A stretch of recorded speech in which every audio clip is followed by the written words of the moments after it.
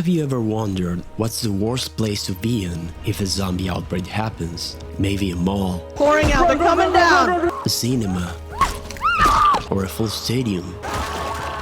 Well, I think that being trapped in a huge boat surrounded by endless water in the middle of nowhere probably is one of the worst. Project Zomboid is a sandbox game that lets you tailor your experience as you wish. On top of that, there's a plethora of mods to suit your needs. One of them adds a cruise ship to the map. Unfortunately, it's not a functioning vehicle, it's just part of the level. I wanted to see how bad it would be if a zombie outbreak happened inside a cruise ship. For the purpose of this experiment, we'll say that the ship is in the middle of the ocean, and we are the only survivor on board. The objective is to survive long enough until help arrives, if any. This man here is Woodrow Walters, a fitness instructor who just wanted to have a relaxing holiday. Here are the traits I chose for Woodrow. He's strong, athletic, dexterous, and is an adrenaline junkie. On the other hand, he's a slow healer, hard of hearing, has high thirst, a hearty appetite, is a pacifist, prone to illness, with a weak stomach, short-sighted, slow reader, and a Sunday driver. In my first attempt, I thought about setting the zombies to sprinters, but that's for another challenge.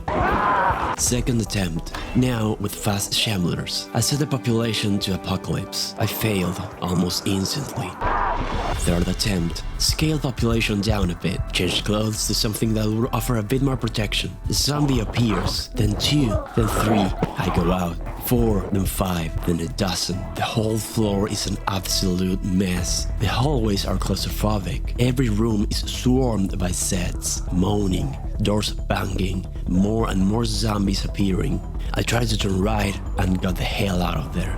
I panicked, surrounded, I pushed my way through. In the struggle, I tripped and face-planted to the ground. Just barely, I managed to escape and get some space. I finally found the stairs, a way out. I went up, found an open space. Seemed to be some sort of shopping center. There were clothes on display. It was much better than the claustrophobic hallways down below.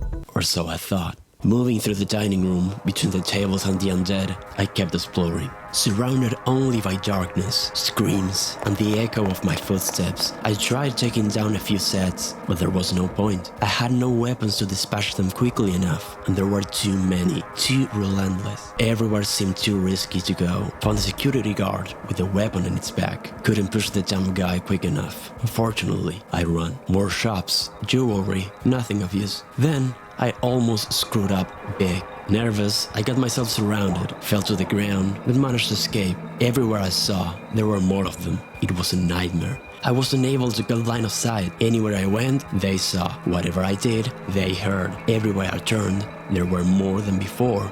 Relentless. I didn't know the layout of the place. I didn't know where to look for weapons. The undead were so spread out. I didn't know what to do. I started yelling. Maybe if I could group them up, I would be able to free some other areas, I thought. This didn't go well. I'd never been more afraid. Having a horde in front of you is one thing, but being trapped in a boat surrounded by darkness and with nowhere to go is on another level. I couldn't escape, I couldn't hide. They heard me and saw me everywhere I went. I managed to go upstairs. I could get a view of the lower room until I slept. I literally jumped off the balcony and escaped again. I zigzagged even more. Now the stairs weren't an option. They were absolutely packed. The whole floor was impossible to navigate, so many close calls. I arrived at some sort of theater with a lot of seats. I used them to put some distance between me and the undead. It was a scary sight. I learned to squeeze between the horde itself, finding the tiniest of spaces. Until... Fourth attempt. Found a magnum, a baseball bat, and a few instruments. This changed everything. Now I'm able to fight back, or at least try to. First zombie right on my door, hit it with the bat and stomped on its face. I started walking down the hallway carefully, trying not to grab too much attention, taking them one by one, checking the right rooms, Hopefully, I could start making a safe place for myself to call a base. I brought more of them down. I was starting to feel hope, and then I turned around. Dozens sets out of nowhere. Tried to fight, but there were too many. I had to step back. I couldn't bring them down fast enough. The sound will attract more of them. I decided to head down the hallway. Again, I tried to turn right, but that wasn't an option.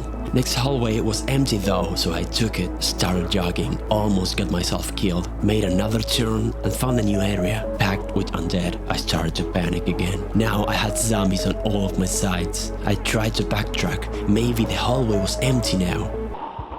It wasn't. Woodrow Walter's destiny was set in stone, trapped in an infinite loop of failure. This is how he died. But what about another one? Someone who's a more capable fighter, who can make its hits count. This gentleman is Patrick Archibald, a construction worker. This grants him a +3 bonus to the short blunt weapon skill. I dropped the hard of hearing and the pacifist trait for underweight. On top of that, I added brawler and baseball player. Now I think I have a chance to defend myself. 5th attempt. Now this was something else. I finally felt I had a fighting chance. I started slowly but surely mowing the sets one by one. It was like gaining power that was taken away from me. Piles of corpses on top of each other. The banging on the doors kept getting louder. Hitting, pushing, cracking, stomping. I was fighting in the dark like it was nothing. It was like the sounds of the dead guided my blows. Suddenly, a beeping noise, an alarm. I frantically started searching which corpse had the watch on. While scavenging, I almost forgot that I got a police zombie. I looted him, found the watch, and turned off the alarm. I turned on the lights too. I kept fighting, they kept coming. I kept hitting, they kept pushing. The blood flying across the floor, walls, and my own face. It was strangely liberating. Until I made a mistake.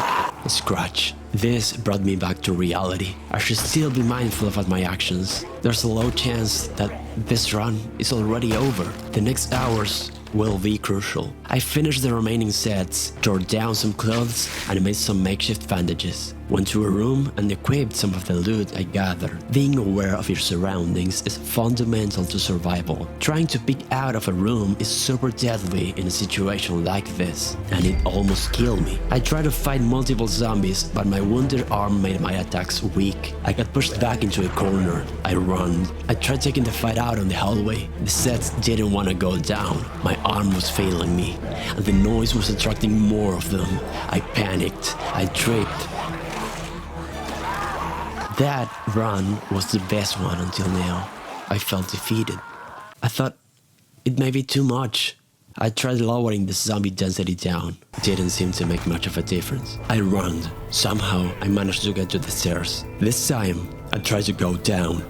Locked. I was trapped. No way out. I went back up. I almost screwed up. Kept going. I was surrounded. Left, right, front and back. Took a turn. Zombies were coming from the upper floor now. I arrived at an intersection. Both ways were full of sets. Tried to backtrack. I was trapped. I sprained my ankle. Limping, the undead took me down once again. The zombies were never ending. It didn't matter. Everywhere I turned, more of them came. That's when I realized there was no way to lower the zombie density. The map had a set amount of zombies. This was a gargantuan challenge. So now, I'm turning to you. I invite you to try this challenge. I'll leave the mod in the description. See how long you can make it. Thank you for watching all the way through. I really appreciate it. I have lots of Project Zomboid's videos in the channel, like this one, where I walk the entire map to see how big it is. Have a nice day.